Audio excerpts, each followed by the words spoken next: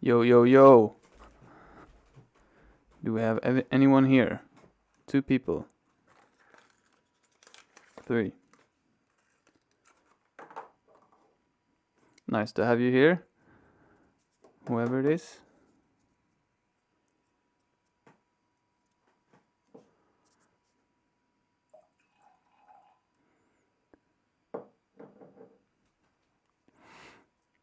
I'm, as usual, I'm here in the last second preparing.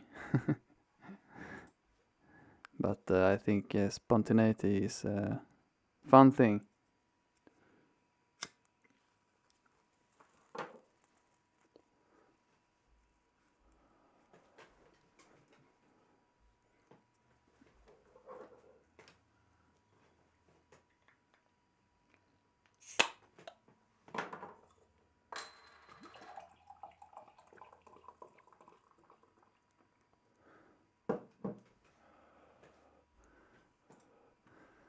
Okay, so we have one person here.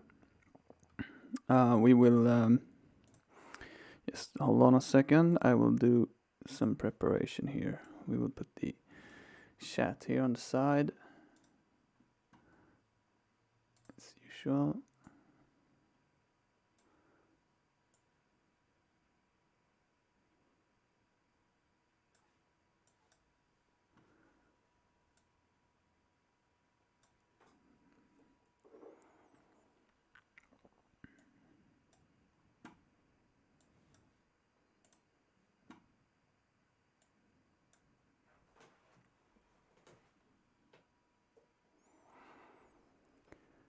So we will wait a bit until we have a bit more people here.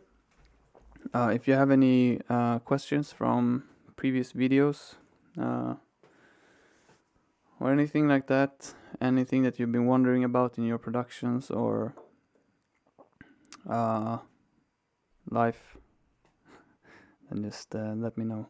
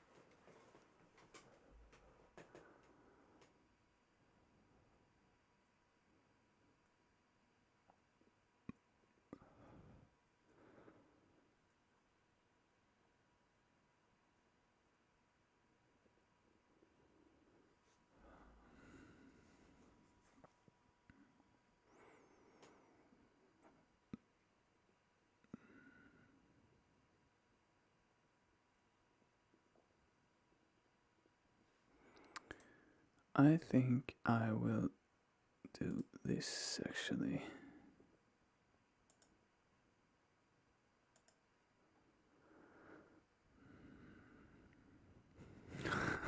The lizard. I love how you remind me every stream that I am also a cigarette lizard.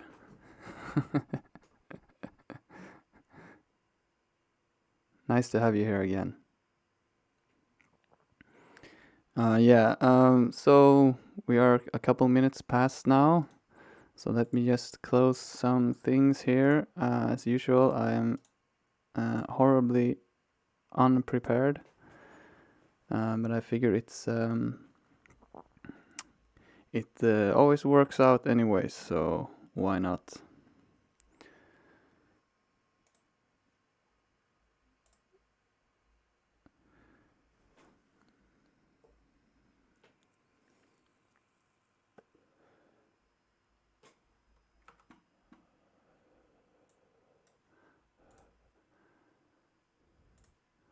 I figured I would start from scratch, but I think maybe having some examples to try what we will do today would be good. So I opened a project here that I did yesterday on Twitch. Yeah, nice to have you here, Vishal. Amazing. So yeah, we are 3, 4. We're some people are starting to come. Let's see. I just need to check that the posts have been posted properly on Patreon. I have fucked that up a few times, so I just need to check that everything is that the word is out. The reminder.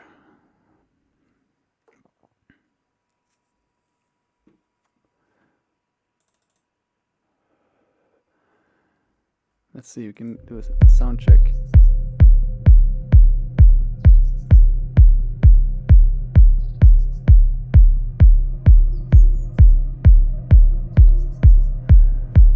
Hello Mario and Fabio.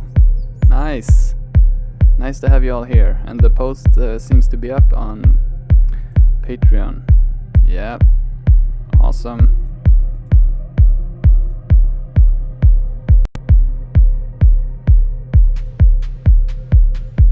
Hey.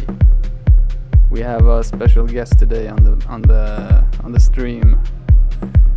One of my best friends, David Birds of Paradise.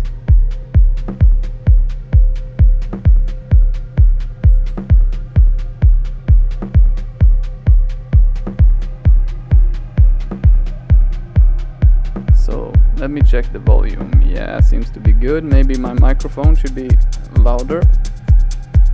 Sorry. Yeah, like that perhaps. This is a track I did live yesterday on Twitch.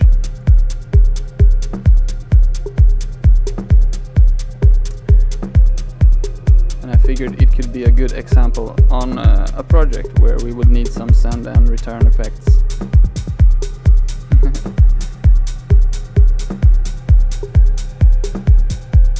We will have a listen to the track, and then when the track is over we will start fiddling around with some return channels.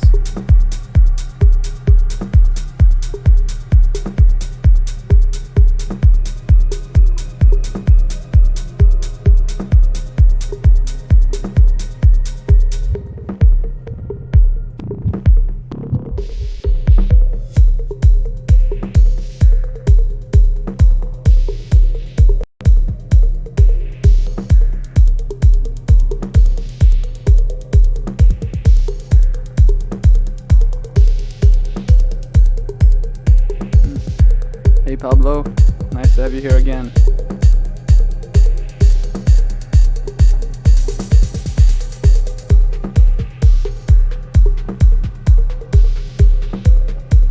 And by the way, this track is made a lot with modular samples that I recorded yesterday. They are available for Wizards here in the modular folder. I have started to adding the sessions like this. We have some hi-hats that I made yesterday, some noisy tracks, and some samples from my Plonk module.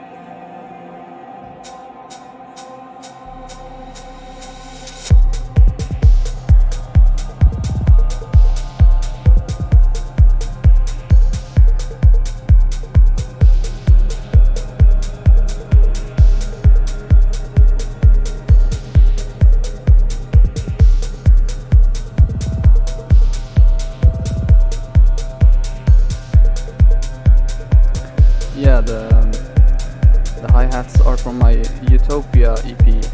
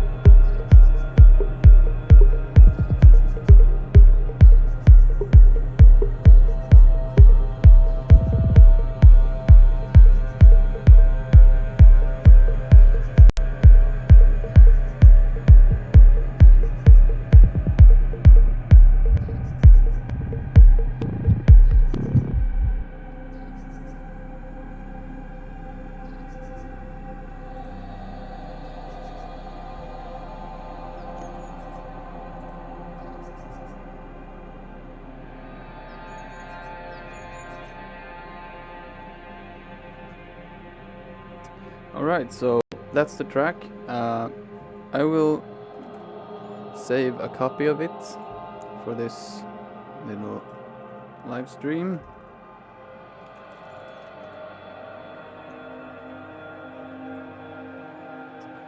And we will reset the send and return channels, and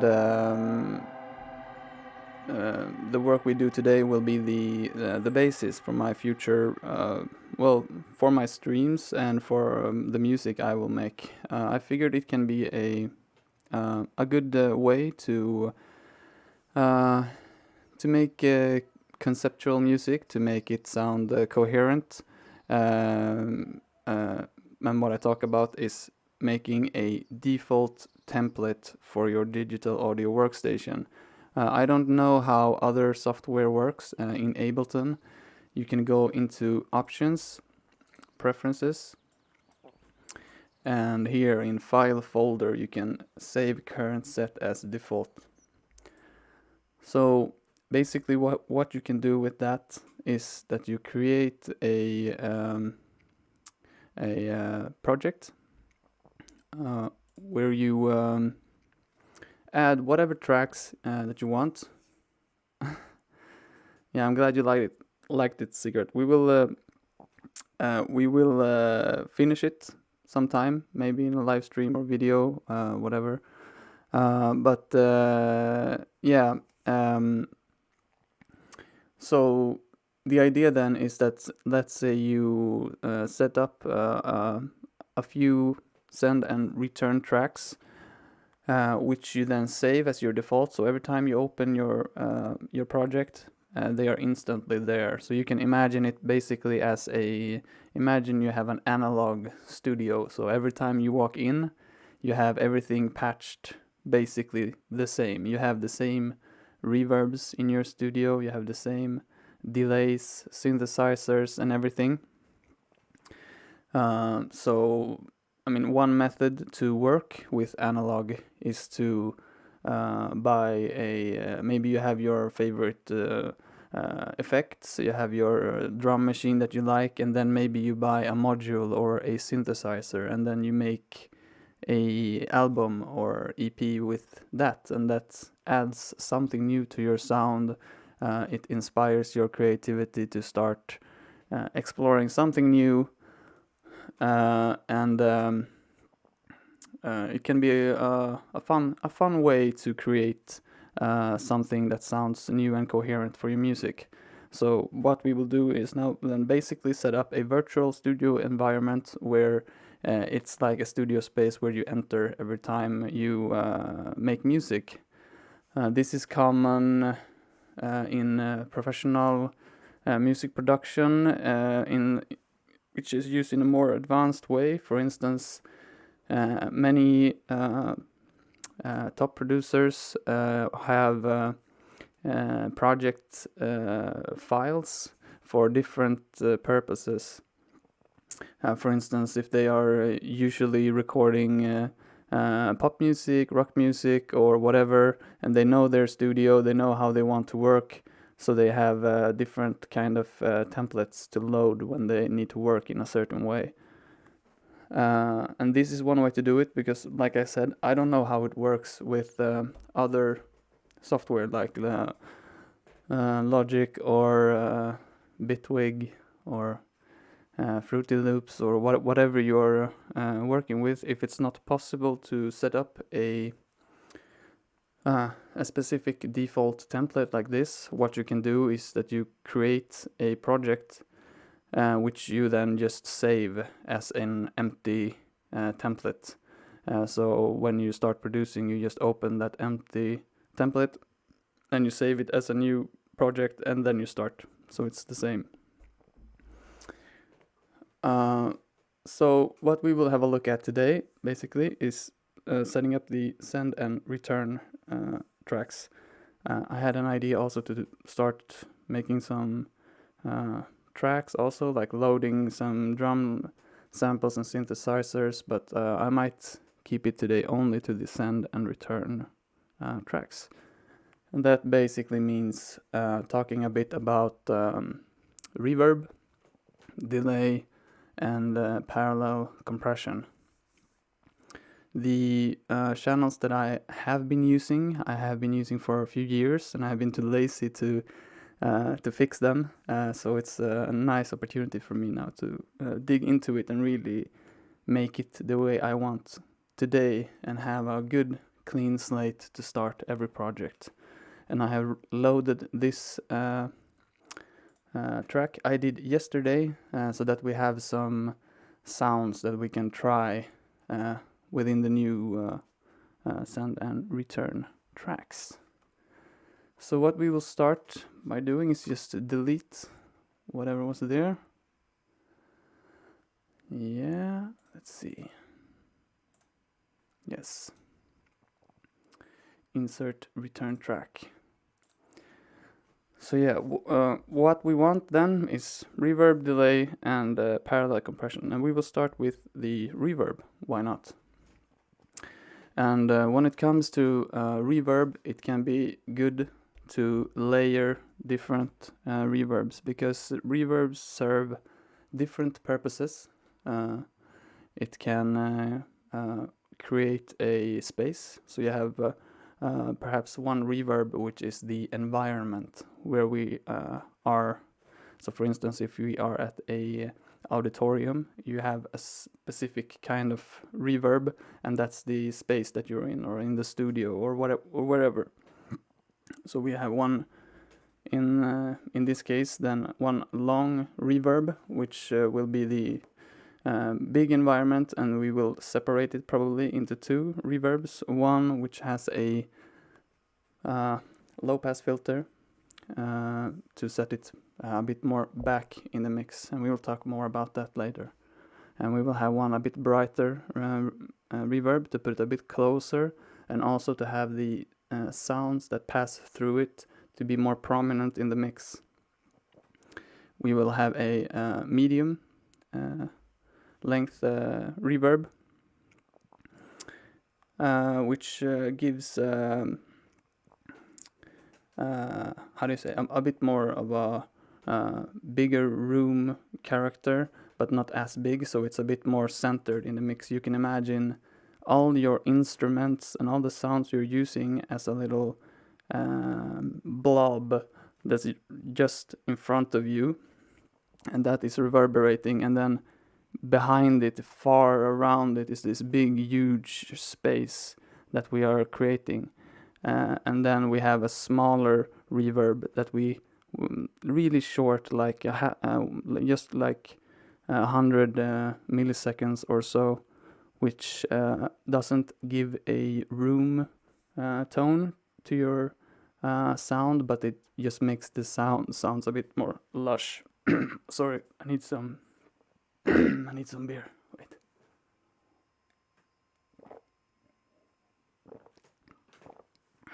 Yeah, that's better.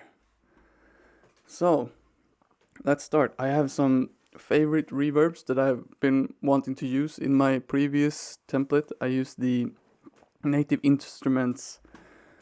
I will show you. This is I know David likes this one, Mr. Bird Paradise.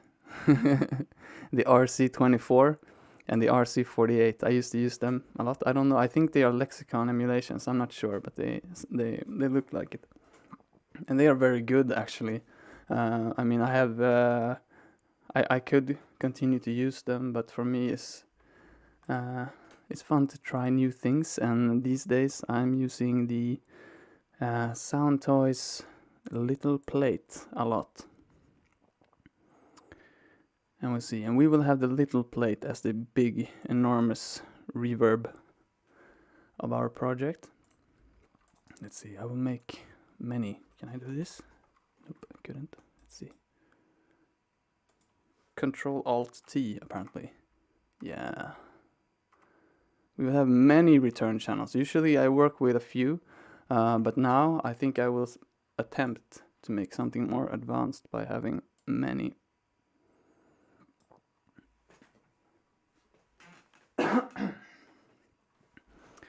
Alright, so the big one. What can we use? Sorry, I have made my interface bigger so that you can see, which means I can't see a lot when I'm working. Let's see, like this, yeah.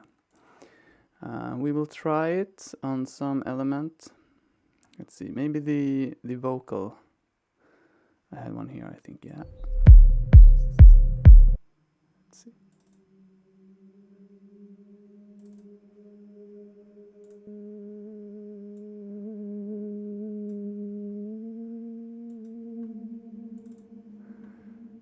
Yes, and we will cut the low frequencies. This particular one is a bit kind of sucks that you can't see at which frequency you cut it, but it's in general for your return channels you want to cut some low end. We have been talking about mixing a lot earlier, and the low end is a very delicate area where we want a lot of definition, especially from the 200 Hertz and down. So we definitely want to cut that. Of course, you don't have to do that if you don't want. It's always a creative decision, of course. But in general, I tend to appreciate cutting some of that away just to create the space without making it muddy, without masking the...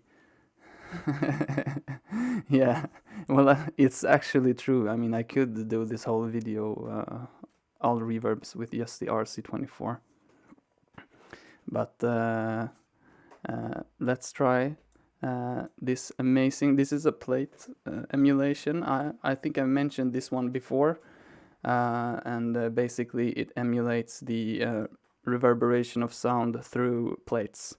And actually my friend Birds of Paradise, I think he made plate reverbs with car hoods, didn't you? Shit, I don't know what happened to my throat. I've been on the phone with David for like 2 hours just before this. Maybe that's why. What's cool about this particular emulation is that you can drive it really long. You can do it infinite, which is of course not really possible with a real plate. And when we say plate, we mean an actual physical sheet of metal. There are different ways to make reverb, and one of them are using sound emanators and basically sending the sound through the plate and making it vibrate. And then you have a microphone in the end which records the reverb that occurs. This was big in the 70s when they were figuring out how to make reverbs. Because back then, I mean, they used physical buildings where they had a loudspeaker in one end and a microphone in the other. So when they wanted reverb, they had to route the singer. They had to route the singer into the barn or wherever, the big, huge warehouse and then they blended that in their mixer. So they were huge complexes where they also, of course, used that creatively. They used the staircase or toilets. I mean, there are famous photos of Paul McCartney playing his drums in the toilet on Abbey Road and all of these things. Yeah, and they just mix that a bit to get some character. But for this one, I want for the long reverb, I'm using this little plate because I can really drive it, and it's just one knob, which is very nice also. So later I would be able to come in and just dial in the atmosphere, and we will have a listen with the vocal. Let's see. Yeah.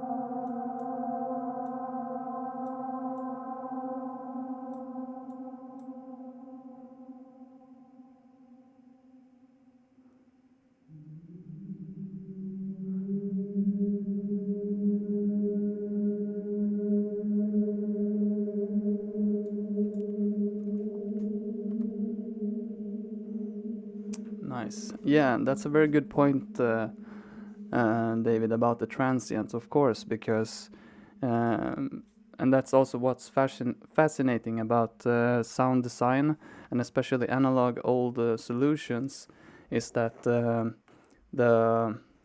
how do you say, the passive materials like a plate, they gave a characteristic. So for instance, you have a heavy big plate and you are sending fast transients which doesn't carry a lot of energy, so when they hit the plate they are not strong enough to make it vibrate, and of course you can have different thickness of the plate, which make it more susceptible to different kind of frequencies.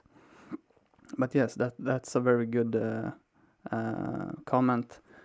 And you also mentioned spring, and spring reverbs are fun. It's basically, instead of using a plate, you're sending it through a spring, like a spiral, a wire. It's a very funky, psychedelic kind of sound. But anyways, let's see. We have this one, and this will be the big room reverb. And of course, we can also use IR,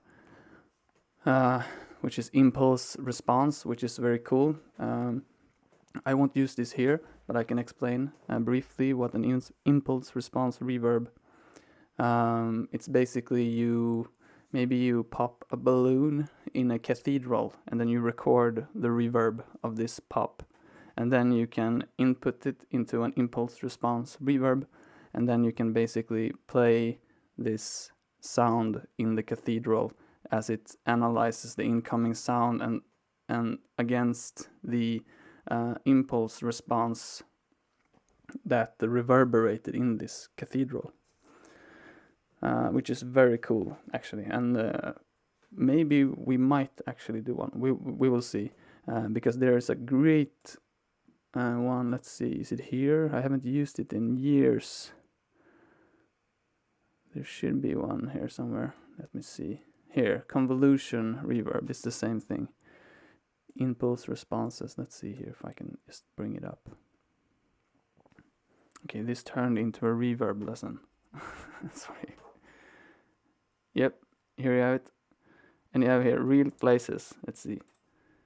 And you see here different cathedrals, mausoleum, some basilica, and then you can just, I mean, and the fun thing about that, you can do anything.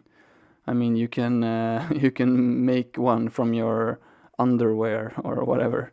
I mean, you can just record the impulse response of any place or any environment. You can even load sounds into it. Just if your partner is snoring while she's sleeping, basically you can just load that sound in here and you can drive a sound through it, and it will be a nightmare to you. So, but anyways, okay. So we have first this one because I want a low one, and I want to apply some EQ, and I will use the EQ 8 for this. And the why I use EQ 8 is because it's the clean EQ of Ableton. EQ 3 and channel EQ are analog emulations which add some analog character, and I want a transparent EQ. So we always it usually sounds better to EQ before the reverb. It's a good thing to know. So we will cut a bit of it, and the reason why I want not as much high frequencies is because I want it to be far away in the mix. We have when we're mixing and making music, we have left and right, which is basically the balance between the left and right ear. It's a bit more complicated than that, but we have stereo, and then we have depth. And in depth, we have usually high frequencies are sounds that we hear very close to us, and the further away it moves from us, and the high frequencies goes lower and lower and lower, and eventually when it's very far away we can only hear the rumble. So if someone is speaking to us from 100 meter we can't hear anything, or if someone maybe plays some music in a speaker, maybe we don't hear the high frequencies, but we can hear the bass very far. And this is the basic principle. So when we're making these send and return channels, we can send it into the low cut. Oh wait, what is it? Yeah, the low pass reverb to put it back in the mix. And then if we want to have it reverberating in this big space, you can also then send it into a second long reverb that has more high frequencies to put it a bit more front in the space. So yeah, we have this one. Let's see.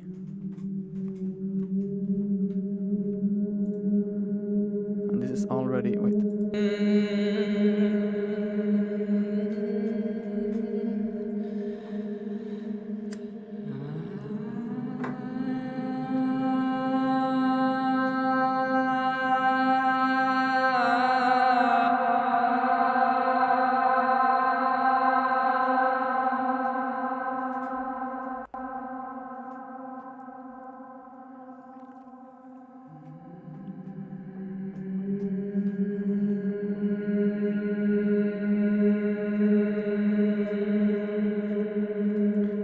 I do filter the bass. We have a low cut here, so you see it's 20 hertz to 1 kilohertz. I don't know exactly where it cuts. I use my ear, but you should. It's a good thing to cut from 200, 300. And one of the secrets, let's talk more about Abbey Road, and this is also an interesting thing because we are in the underground techno scene, and maybe people talk about it a lot from our perspective. It can also be very inspiring, educational, and interesting to have a look at how they have, because recorded music is not very old. I mean, we started recording music really in the 50s or 60s. So, I mean, we started in the 20s when we really developed the microphones. But the recording devices and everything, the way we listen to music today wasn't really possible until, it was when our grandparents were young, basically. So it's a new concept, and it's a field that's been developing a lot. So really listening to how the professionals have been doing it in the past 50 years can be very, it can be a shortcut to not having to do the same mistakes over and over again, or just to be inspired by how they do it. Because music is also a lot about conditioning. That's why people pay a lot for SSL mixing desks, is because millions, hundreds and hundreds of millions of sold records have been made on these mixing desks.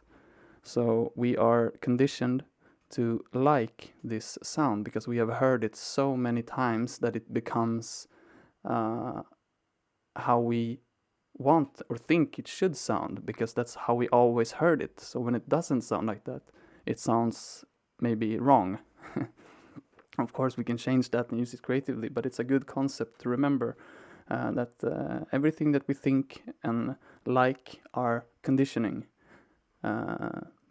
What we have experienced in our lives, and the culture that we come from, the people around us, and everything has shaped who we are and what we like. So it can be good or interesting to understand where it comes from and why, so that we can use all of these principles as tools when we want to create a feeling or something with more precision. And sorry, what I wanted to say was that in Abbey Road they cut their reverbs at 600, which is a lot. So it's a very thin, or kind of thin reverb, but they use it very softly, and it just adds this smooth kind of feeling to the sound. Okay. So we have the low one here, and we will make a high one. Let's see.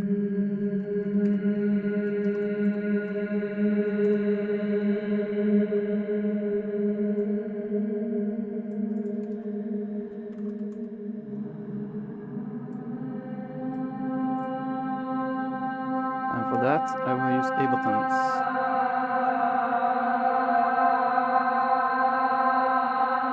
And remember, you almost always want your mix set to 100% wet when you have return channels, so that the original signal is spilled through, because that's not what we want usually.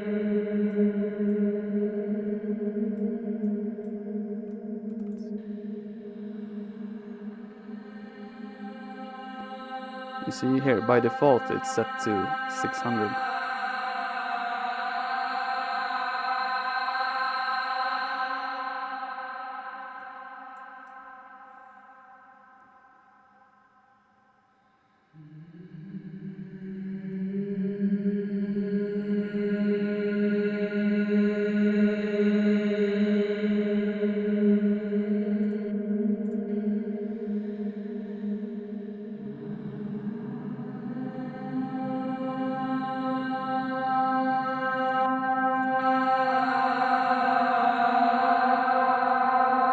So yeah, it works well already. And there you can see then, when you're making a track and you want to make it reverberate in the room, you can pull up the low. And then if you want to put it a bit closer, a bit more center in the mix, because when you have a whole track that's playing and you want the sound to pop a bit more in the mix, a bit more, closer to you, you can add a bit of the higher frequency.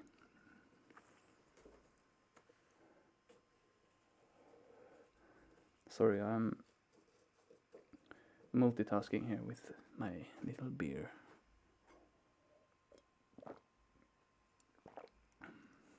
So, I mean, this sounds good already. I don't think I want to change anything to this. Just the default setting was good to me. We will add a medium-sized reverb to that. Let's see. Here.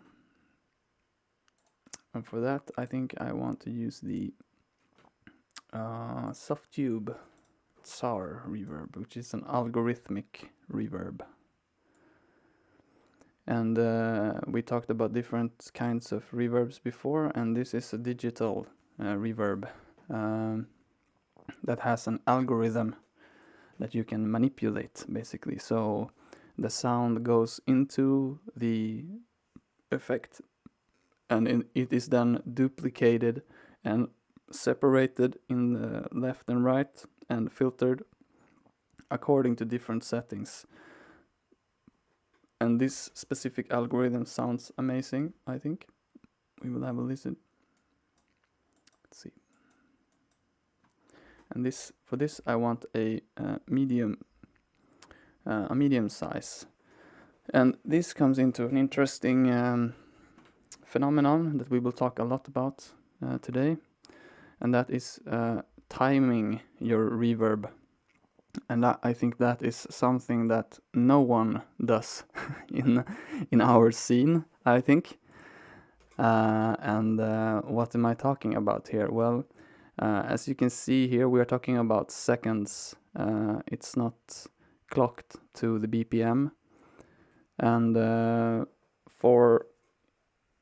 when you are using reverbs, especially shorter reverbs and delays, by having a decay time that's pumping in rhythm with your track, you can have a more musically sounding mix and track.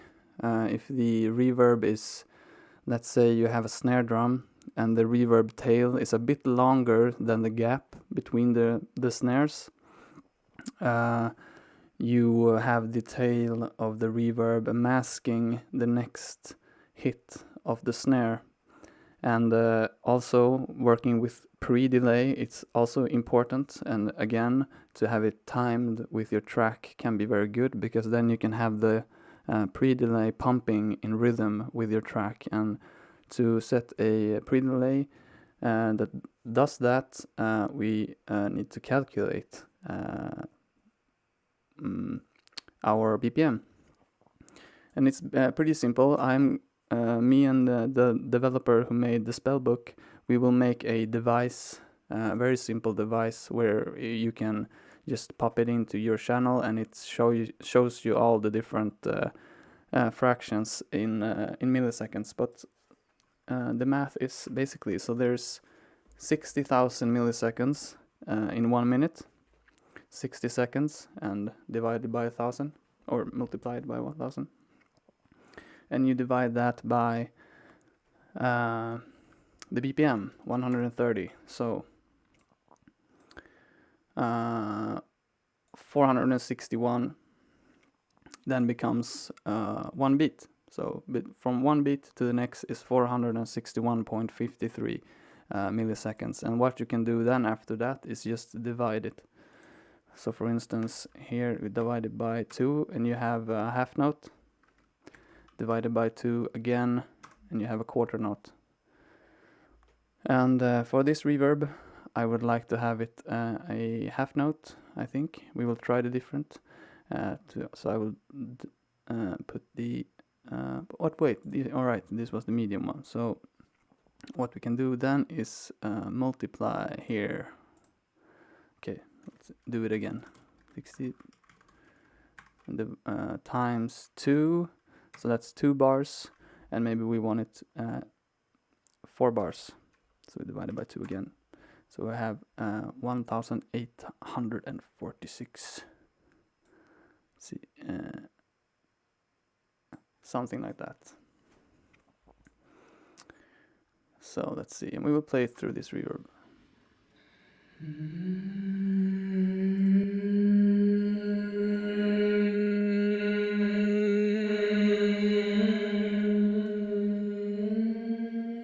You see, this is a smaller space.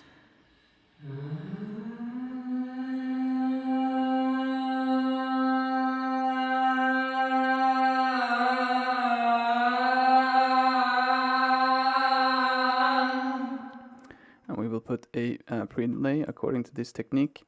So let's see, why can't I just... Okay, let's see. Here we have 115. Let's see, so 115 divided by 2, divided by 2 again. Yeah, let's see, 14, it's pretty good. 28 can also be good with 14, let's do that. And the reason why we put a pre-delay.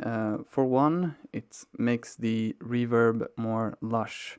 So even without adding more reverb or making the reverb longer, you can have a softer reverb, which makes sounds a bit more full, and also it makes the reverb duck the initial sound. So if you have, let's say again, a snare, and you have the pre-delay coming in rhythmically 1/32 fraction note afterwards, you give the snare transient some space to sound, and then the reverb comes rhythmically afterwards, just to make everything a bit more clean and separated. For swelling sounds like this, it doesn't really matter as much.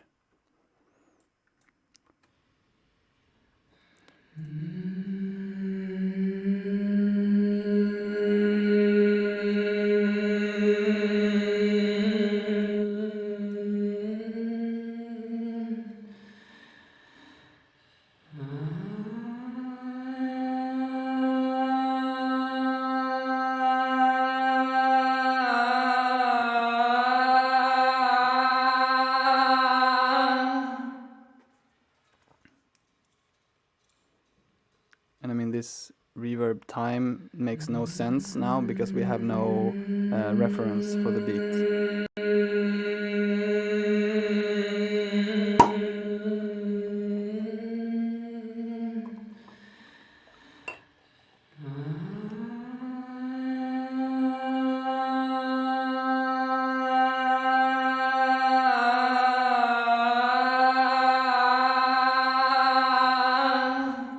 Okay, let's try it on a different element. Let's see, what's this?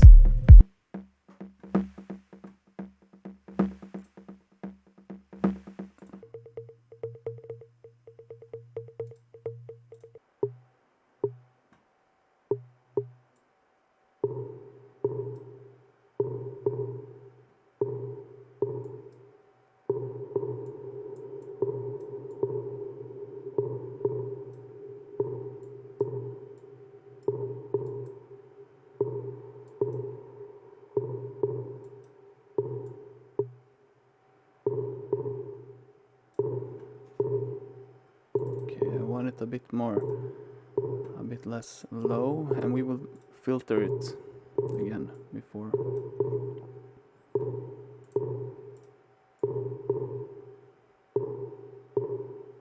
You see here it has some, the fundamental is somewhere here,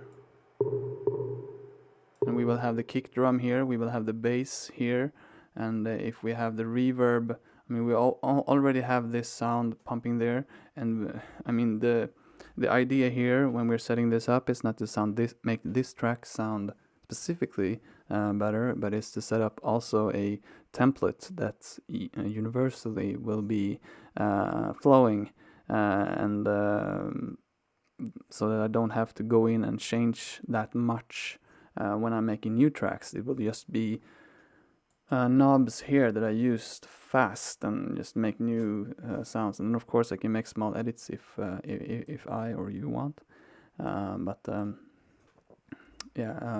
So for instance here, cutting it here from, you can even use the hard one like this. Good thing to know that when you're using, at least in Ableton, but I would think in most plugins, that when you're using a harder slope, it takes more of the processor. I don't know exactly why. My guess is that it's actually not just one filter, but it's actually a series of filters that makes it more steep. But I'm not sure, I can be completely wrong. That's how it works with analog anyways, and I know that it takes more CPU, so that would be an explanation. But we will cut some of it and have a listen.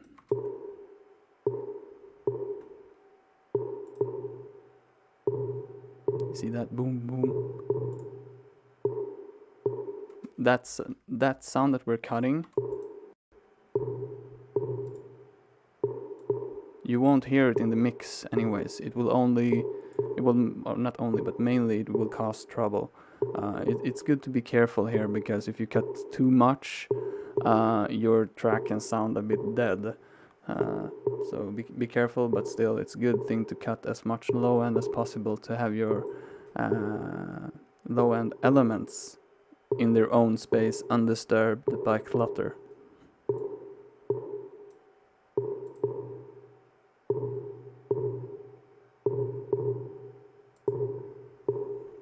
Yeah, let's see.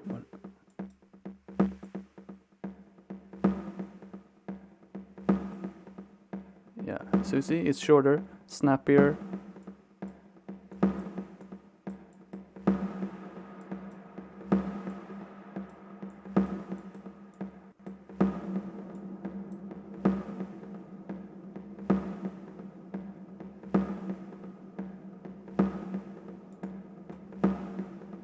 Yeah.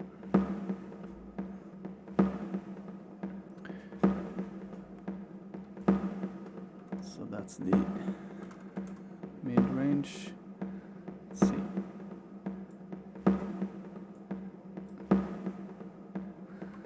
Question from Pablo: do you ever saturate reverb, delay, return channels? Personally, I don't do that a lot. Not that I don't like it, just that I don't do it. Well, I mean, that sounds like a lot of fun, and I know that you can get a lot of cool effects by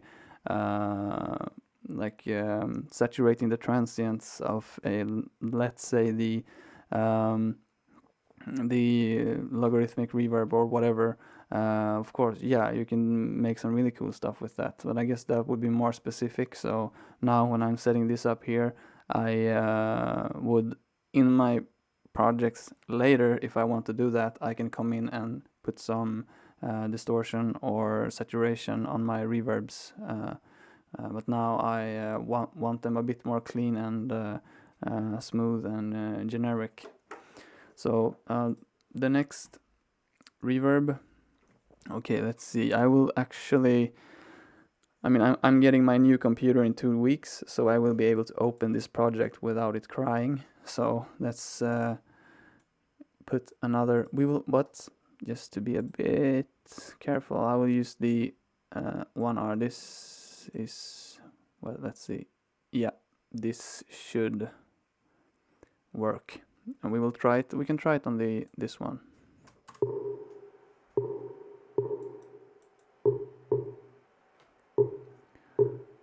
So now we want a short one, and we will look at our calculations. Okay, again, 60,000 divided by 2, divided by 2 again, and we have 115.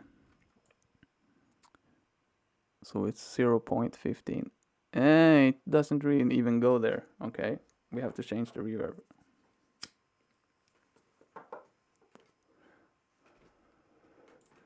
Let's see, we will use the Abletons. But I really want it. Okay, we will use that anyway, because I want that reverb. Yes. And we will divide it also to have the, now for these shorter, the shorter reverbs, the pre-delay is more important. And we will try it on more transient kind of sounds. Let's see, about 28. Let's see. Pretty long, but we can divide it. Let's see if we can maybe try it on a hi-hat. Let's see here maybe.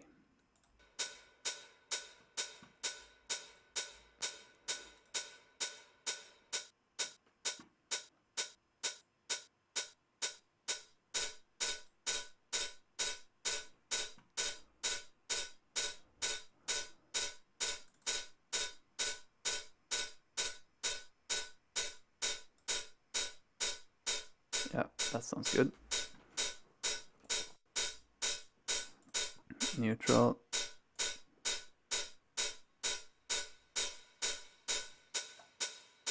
You can hear the reverb, it sounds like it's further away. And this one is even further away. It's like way somewhere else. I can add some of the closer one.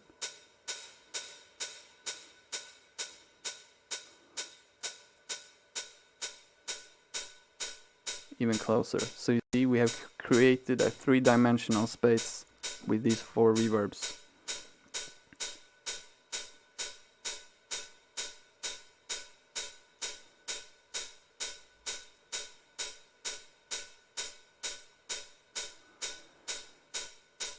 Let's see, yeah, I made some notes here. So yeah, these are, well, I think this is a good setup. I will use this, and reverb can also be used, of course, on the sound itself by adding a reverb on it. So if we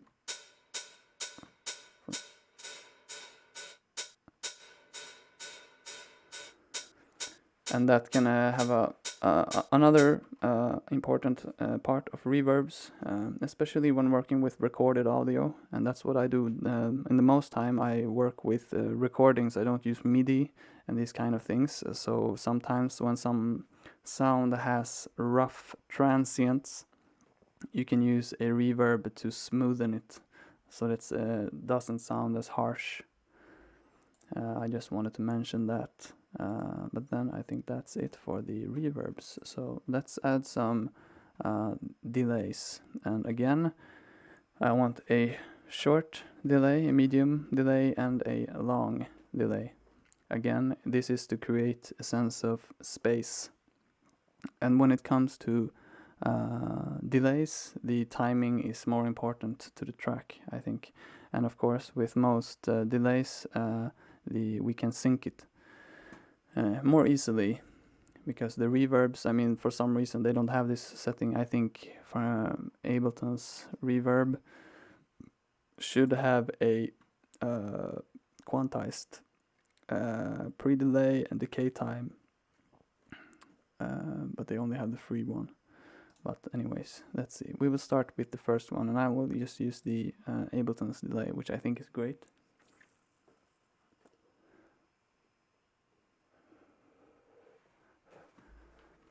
So for the long delay, traditionally it's like 250 to 400 milliseconds. In this case, let's see, we had our timing was 461, so that's 1 bar. Let's have a listen to that in milliseconds. What did I say? 461.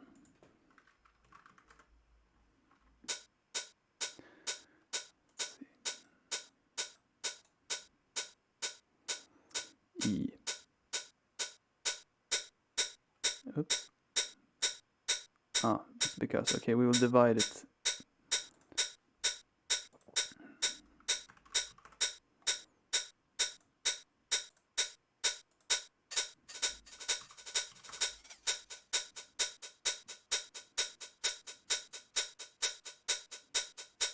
And now, of course, this one is hitting on the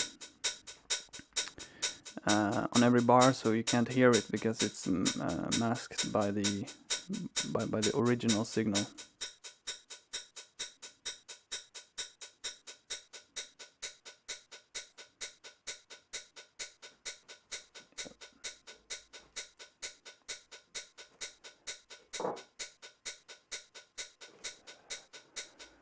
This is perfect. Oops. You see, you can add some. This is great for automations. For instance, if you work with few sounds and you are at a point in your arrangement where you want to add some elements, you can just pull up the delay, for instance, and you get some more movement in your track.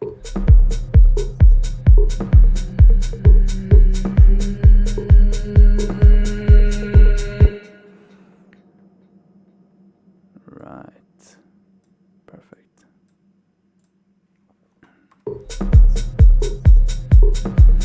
And I will have a filter.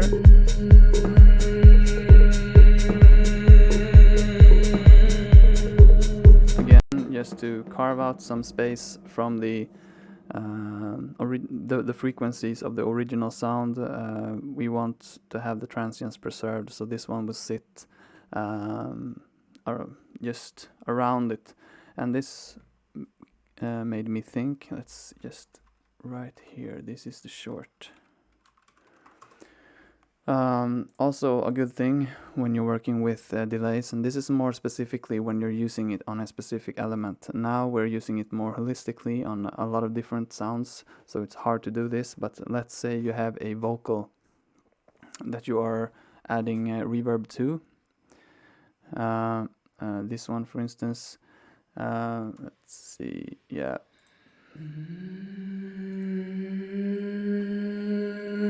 If we have a look here at the spectrum, see the fundamentals are here.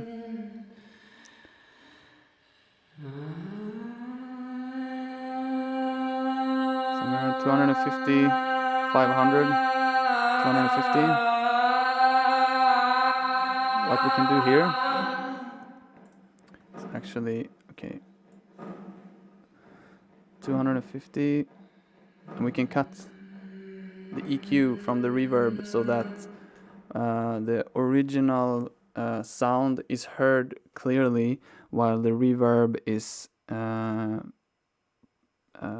working with the frequencies around it, again to add clarity, to make a more clean sounding mix. But since we will use this for many different channels, I won't do that here. But that's can be a very, very good thing to use, especially in deep techno when we have a very big reverbs, and maybe you have a lead in your track, the lead synth, the Mike Parker, or the steel ketchup, as David likes to call it.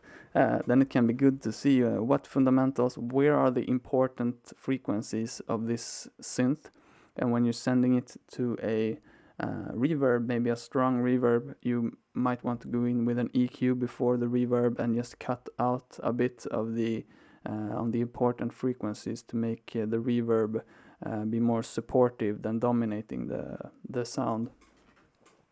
Let's see, I have a question here.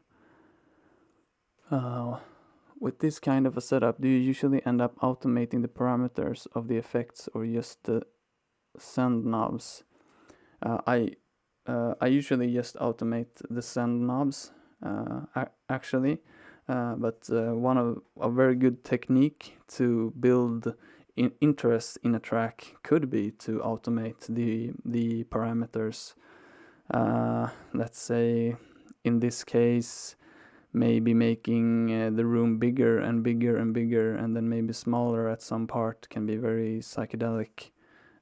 So that can be a very good thing. Like if you have your track ready, you can pull up the arrangement and start taking out. You can click here, for instance. Here you have all the parameters within the reverb, and you can just right click in Ableton at least, and you can automate any parameter within your VST. That can be a very cool effect.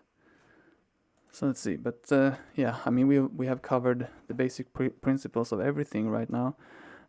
What we will just do now is make the final delays. So we have this one is the long one, long delay, and we will make a medium-sized delay.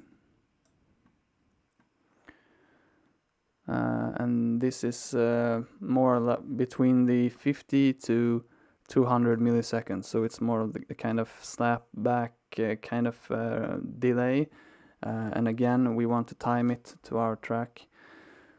So let's have a listen to the hi-hat.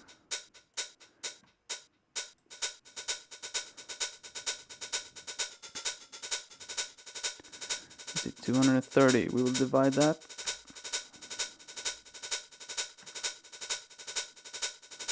$115.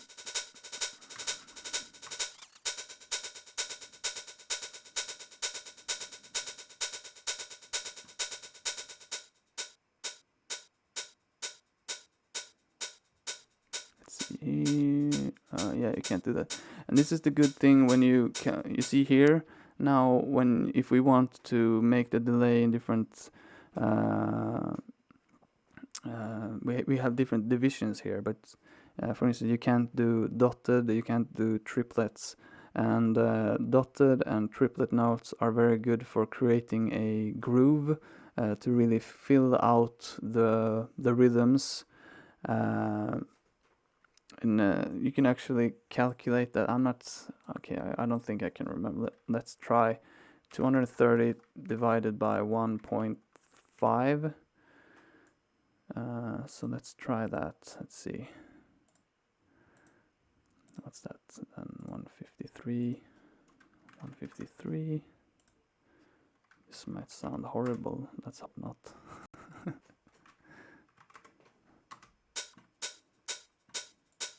See?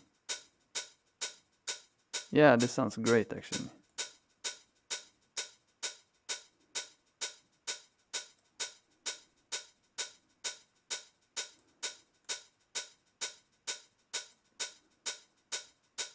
Yep.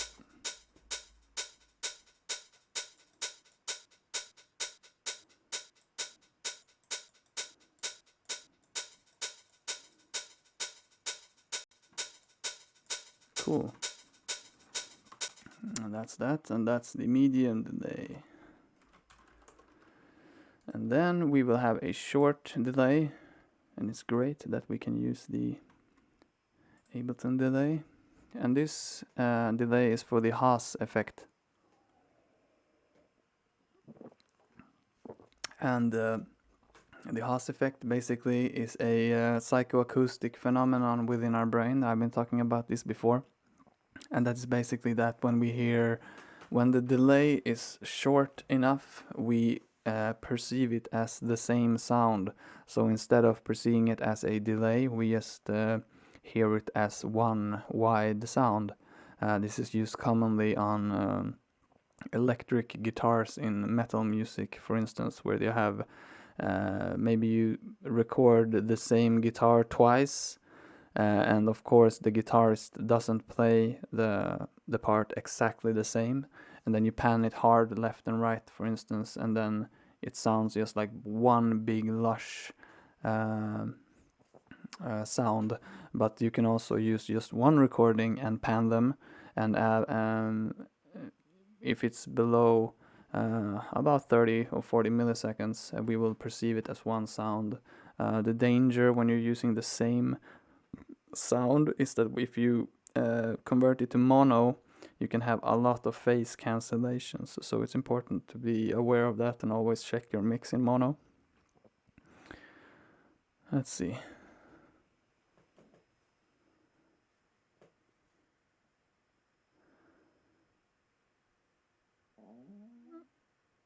Oh yeah, exactly. Yeah, yes, you can do that. Here, you can send, for instance, if you have if you're using only, let's say, the short delay here, you can send it here to the long delay. So now, oops, yeah. So you're sending it to the short delay, but you're also sending the wet signal into the long delay, which can give a different character to the long delay because the transients are softened by the first reverb, and then the soft reverb goes into the long reverb, so you have an even smoother sound. Let's see, where were we? We were doing this and that, and we will do the Haas effect. So basically what we will do here is a short delay.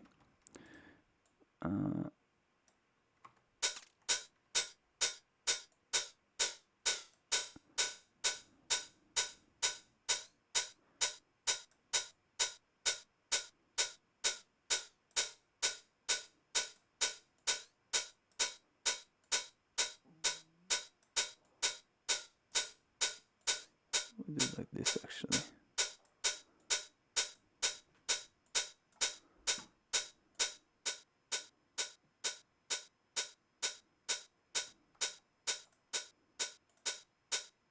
So as you can hear now, it sounds a bit like it's the same one, it's just wider.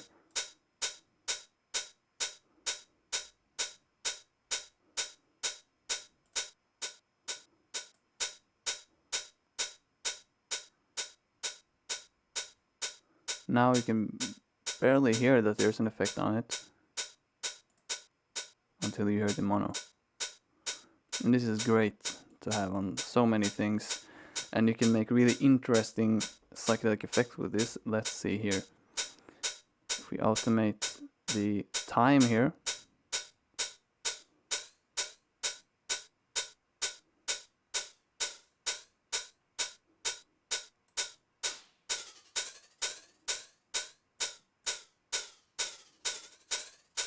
I use this a lot.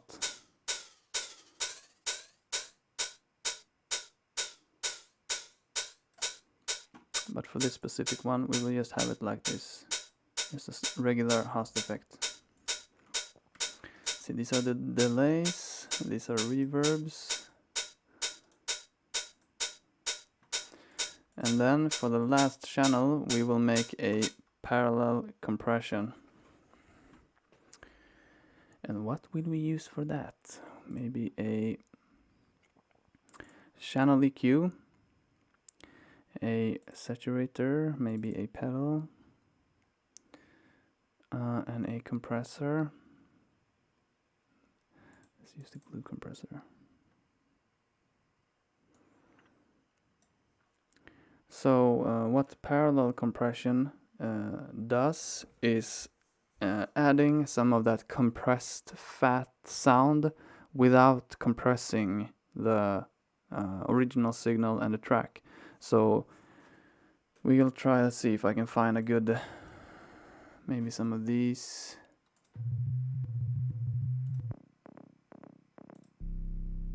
We'll try it on this one. We'll send it through here. Oop.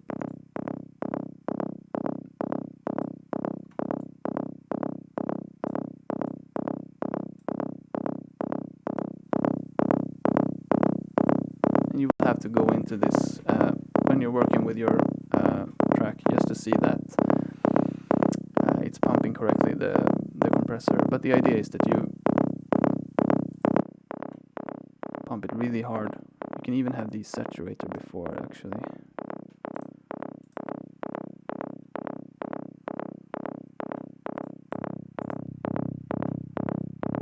I will use this mainly for bass sounds and drums, where I want it to be more fat. Yeah, exactly. And it's important that you check your track in mono.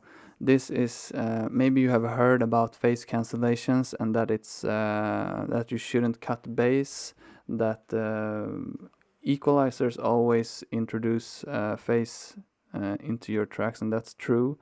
I think all equalizers, even analog and all digital, almost all digital equalizers, use phase to amplify and reduce frequencies. So we will talk a bit more about this when we talk about sound theory, but that is fine. That's how they always have worked, and that's how they normally always work. So that's not a problem in itself, because what you hear is what you hear, basically.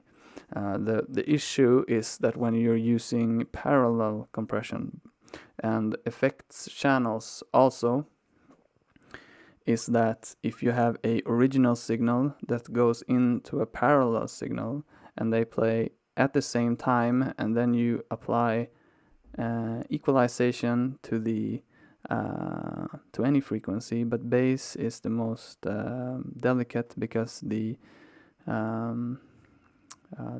oscillations are slower, so they are more prone to be masked by problems. What you can have then when they are mixed together is that the original signal is affected, and you can have coloration and alterations of your sound, which can be fine, of course. you still hear the track, and so just being aware that we will talk more about that later. But now I just want to make a quick kind of a quick parallel chain here. I won't use this one. Let's see.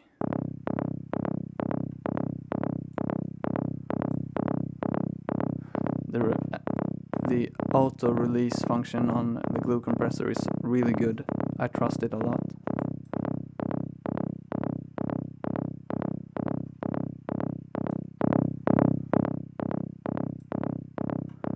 Let's see.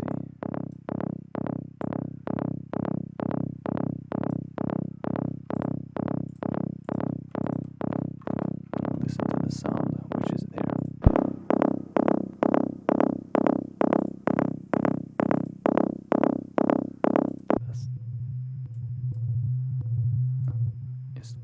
Just gives a bit of punch.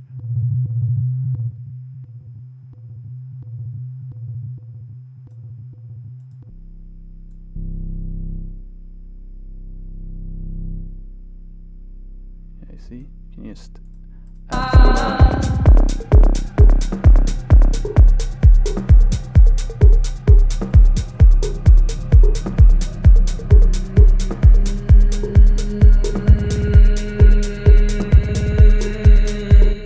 what I would like to do is add some a bit more aggressive saturation, and I will use the external plugin for that.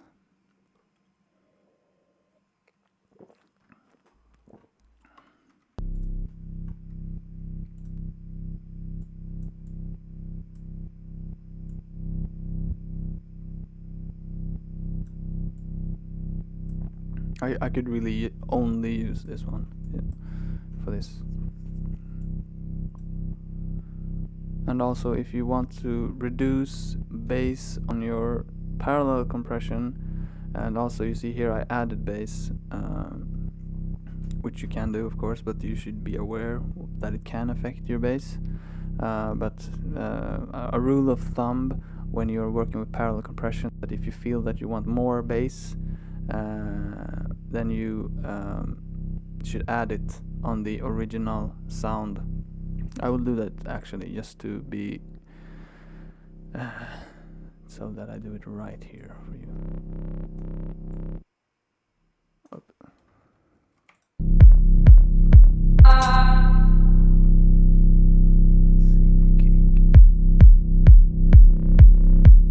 See here.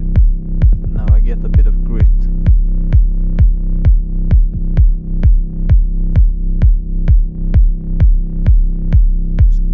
This sound.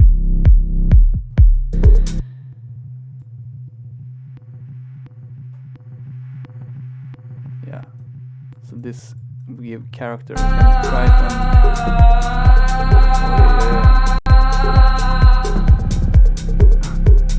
Let's see.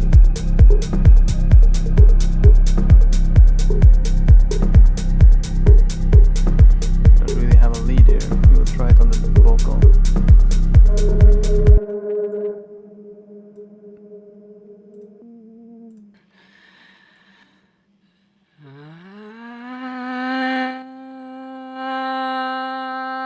So you see, it's not just volume, it adds some texture and some mid-range and some low end, and really makes it more powerful, and it can be a good organic way to build some a solid core to your track. And you see here, okay, so now I have all the effects that I want. I have the reverbs, the delays, and the parallel compression. And that's basically all that I would need. And that's good, because now every time I open my project, and for my EP, for instance, that I will work on, or album, or whatever, I will start by 130 BPM, and I will work in that BPM. If I change it, I will go and change the pre-delays and the decay times. But the good thing is that I feel safe now to start working, and just throw my sounds in there, and it will be very fluid. And I will demonstrate this in a coming live stream. I don't know if I will do it today or some other day, but you will see me having these channels on every video from now on, basically. So you will hear them a lot, and I think that's basically it for this video. I want to be able to link this afterwards so that people can come and hear a bit about these thoughts without any more talking. So I will delete these.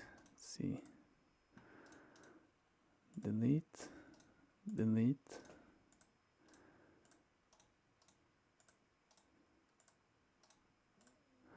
And then this, let's see, yeah, I will go in options, preferences, file folder, save, overwrite, yes, and it's done. So let's say I open, yes, new project. Would you like to save? Okay, let's hope that this worked now. Wait, first I will save this just in case. So now I will open a new, oops, wrong.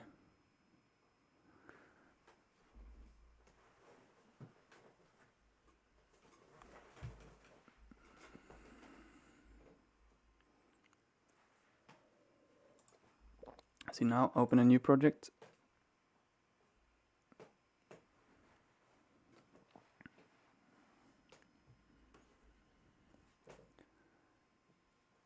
And you see it starts with all these effects, and you see here's the untitled, so it's a new project with the same effects. If you have any questions about this, then feel free to ask in the chat. I have to go to the bathroom, so see you in like 30 seconds.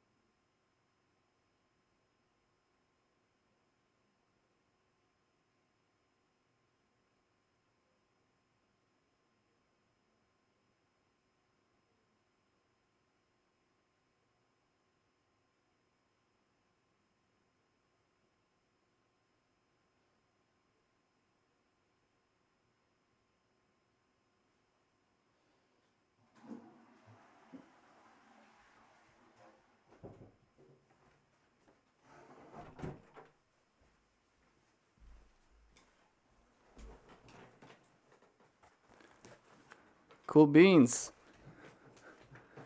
Thank you everyone for coming today. I mean, that's basically it for that's what I wanted to show you today. I hope that you have gotten some new ideas and some new insights. I will be doing separate videos on reverb and delay. We will talk about parallel compression more deeply. Yeah, this whole the Patreon thing has really blown up, so it's really great to have 130 producers gathered in one community, really wanted to make music. and I am really looking forward to share my thoughts and ideas. Lately, I've been thinking a lot about how to integrate that into my creativity, because I also don't want it to become like a situation where I only explain how to make music. I also want to create music myself, of course. And in the process, I want to have all of you supporters in the loop. So today, for instance, I needed to make new send and return tracks for my future projects, and I felt it was a great opportunity to do that with you here, so that while I do that, I can explain some things. And in general, this is how I think I will conduct this patronage thing. I will try to have my process, and whenever it's fitting, to um, include everyone in my ideas, and the technical parts, the creative parts, philosophical, personal, or whatever. And I hope that it can inspire the community to make more music and to realize your ideas, whatever that is. Let's see. That's great, Vishal. And of course, you can do that as well. And one good thing about this method is that you can really use it on any sound, and it will be it will sound musical. You should be able to use it on any instrument. And then, of course, in your creative process, you can always add more reverbs, more delays that are more specific to different instruments. So that's great. And yeah, I think I might do a Twitch stream at 7 where I make some music with this, because I want to make music. I haven't been able to really make music since I moved, so I want to make music, and by streaming, I am really locking myself in a situation where I'm just making music. So I think I will do that at 7 on Twitch, so in 35 minutes. I won't have my microphone then, because I want to experience it here with my monitors, but I will be available on the chat, and it will be very no real maybe not that exciting, but maybe it will be exciting. I mean, the track that I played for you in the beginning of this stream was made yesterday in a live stream, and it was made in like 2.5 hours. So maybe it's interesting, maybe not. But the idea is then at least you will see these effects used, but you will see them a lot in the future.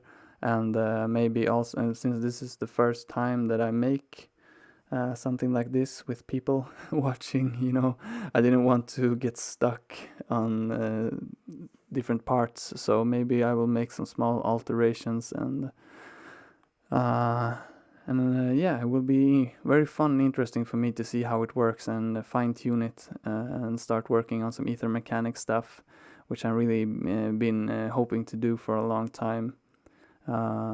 During the whole winter, since I made my Enttogen music, I didn't use any synthesis at all. I only used wood scrapes and my voice and these kind of elements, so I didn't use my modular for like 6 months. So now I'm really excited to start using my modular a lot. I will connect it a lot, I will sample it a lot, and all the modular samples are given. You can download them if you have the wizard tier or above. They are continuously uploaded, so you can use them however you want. I've already had some of the wizards sending me some tracks where they have used my sounds, and it sounds amazing. And I really think it's so cool to hear that. And I really believe in this idea where we have the Patreon community where we gather. Now we are 130 producers, and we share knowledge here through my videos and through Discord, and comments on Patreon, where we talk about our ideas. We can ask questions so that we don't get stuck, and we can learn and we can practice, grow, get feedback from each other, and eventually we will have, and also sounds. Of course, you can download my sounds from my synthesis, and I will talk about synthesis also. And eventually we will develop together and start making some killer music. And as I wrote in my previous video, no, in my previous in the post on Patreon, that it would be really cool to start a label eventually where we reap all the work and development that we have done in this community and start sharing our music with the world. That would be really cool. It really feels like a future way of making music. So I'm very excited about that. Yeah, thank you everyone for coming. I hope you get some inspirations. I encourage you to go elaborate with layering different reverbs and also timing your reverbs and delays, pre-delays, and experiment with that. And yeah, and we will talk more about it later. So thank you, and maybe we see each other on Twitch in 30 minutes. Yeah, have a great evening.